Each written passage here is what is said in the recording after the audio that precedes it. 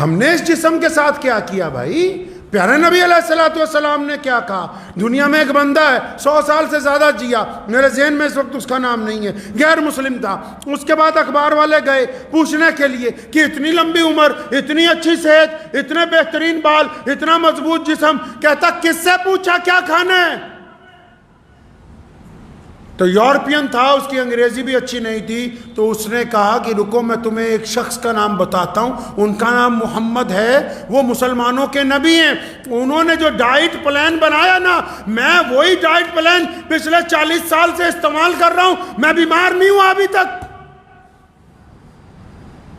محمد رسول اللہ صلی اللہ علیہ وسلم نے صرف یہ نہیں بتایا کہ نماز کیسے پڑھنی، صرف یہ نہیں بتایا کہ معاملات کیسے کرنے، صرف یہ نہیں بتایا کہ گھروں میں کیا کرنا، یہ بھی بتایا کہ انسانوں کیا کھانا ہے، کب کھانا ہے، کتنا کھانا ہے، کس انداز میں کھانا ہے۔ نبی علیہ الصلوۃ والسلام نے انسانوں کی صحت کے متعلق بہترین احکامات جو ہے وہ جاری فرمائے ہیں۔ تو میں تو چنگے چنگے اللہ والوں کو پوچھتا ہوں نا، بہ جاندے مورے بہترین بریانی، قورمہ، زردہ، یہ وہ بھی رسول اللہ کی سنت کون سی ہے اس میں سے؟ مان لیا گوشت کھانا حلال ہے، کیا روزانہ کھانا سنت ہے؟ مانتا ہوں گوشت کھانا اسلام نے حلال قرار دیا، کیا روزانہ کھانا سنت ہے؟ کیا 24 مہینے کھانا سنت ہے؟ کیا اتنا کھاؤ کہ کیسٹرول بڑھ جائیں، تمہیں ہارٹ اٹیک ہو جائے اور یہ بچے یتیم ہو جائیں، کوئی ان کا والی وارث نہ ہو؟ کیا اس حد تک ان کھانوں کو مکس کر کے کھاؤ کہ تمہارے معدے میں زہر بن جائے؟ رسول اللہ نے فرمایا کہ سب سے برا برتن صرف وہ ہے، کون سا؟ فرمایا معدہ، سب سے برا برتن انسان کا پیٹ ہے، جس کو قبر کی مٹی کے علاوہ کوئی بھر نہیں سکتا ہے۔ کوئی بات ہی نہیں۔ گھر میں کھانا کھاتے وقت کی نبی علیہ الصلوۃ والسلام نے کیا کھایا کیا نہیں کھایا، یہ صحابہ کرام رضی اللہ تعالی اجمعین، آپ جائیں جن ملکوں میں اور باہر یورپ میں بھی جائیں، جن ملکوں میں لوگوں نے یہ طے کیا، اور یہ بیماری کہاں سے آتی ہے میرے بھائی؟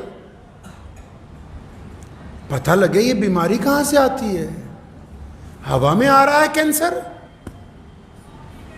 یہ شوگر، یہ بلڈ پریشر ہوا میں چلتے پھر رہے ہیں۔ بتاؤ نا یہ آئی کہاں سے؟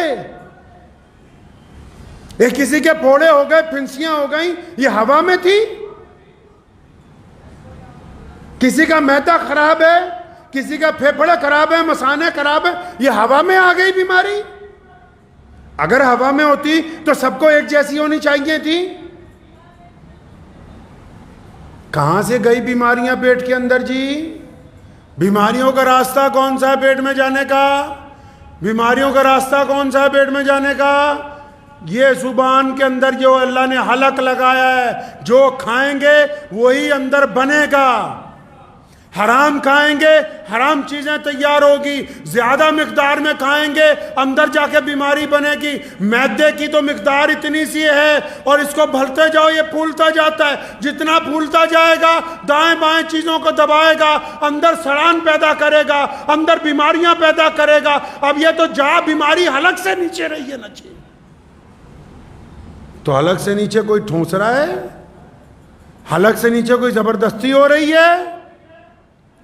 قورمے کی دوگ دیکھ دیکھ کے 2-2 کلو گوشت کھانا بہت بڑی بہادری کی بات ہے؟ اس کام کے لیے اللہ تبارک تعالیٰ نے ہمیں یہ زندگی دی ہے؟ پتہ تو لگے کس لیے زندگی ملی ہے، جو دوسروں کے کام نہ آ سکے، جو اپنے دین اور مذہب اور قوم کے، اپنے ملک کے کام نہ آ سکے، بس کھائے پیے سو گئے، اس کا نام زندگی ہے؟ کون کہتا ہے کہ یہ زندگی ہے؟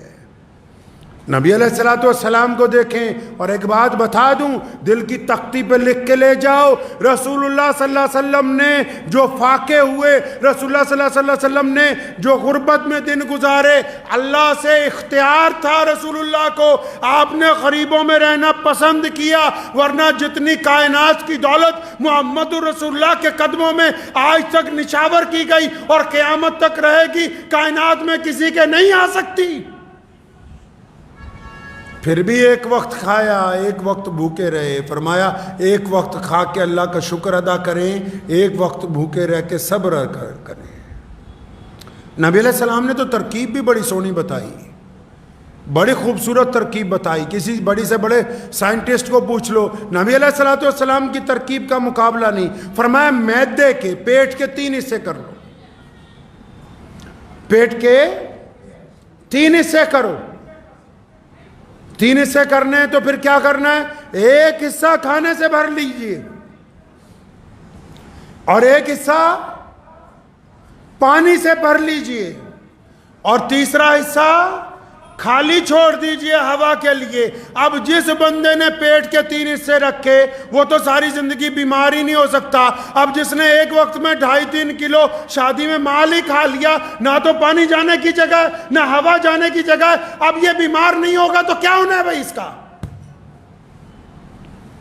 میں ایک صاحب کو جانتا ہوں، وہ شاہجہاں پور میں رہتے تھے غالباً، تو ہمارے ہاں بہت مدت رہے. تو ان کے ایک عزیز نے بتایا ان کا کیا حال ہے؟ کہتے جی ان کا تو انتقال ہو گیا. بھائی کیسے ہو گیا؟ کہ ایک شادی میں گئے تھے تو کباب بڑے پسند آئے، تو بیٹھے اطمینان سے کھاتے رہے 1-1.5 گھنٹہ کباب، اتنے زیادہ کھا لیے کہ سانس ہی. ہم لوگ کس انداز سے کھا رہے ہیں؟ کوئی پرواہ نہیں. اپنے گھر میں نبی علیہ السلام نے کن چیزوں کے لیے کہا کیا پیو کیا کھاؤ؟ اس ملک کے حکمرانوں کو بھی کہنا چاہتا ہوں، اور جتنے لوگ گلی محلوں میں پھر رہے ہیں وہ بھی سنو.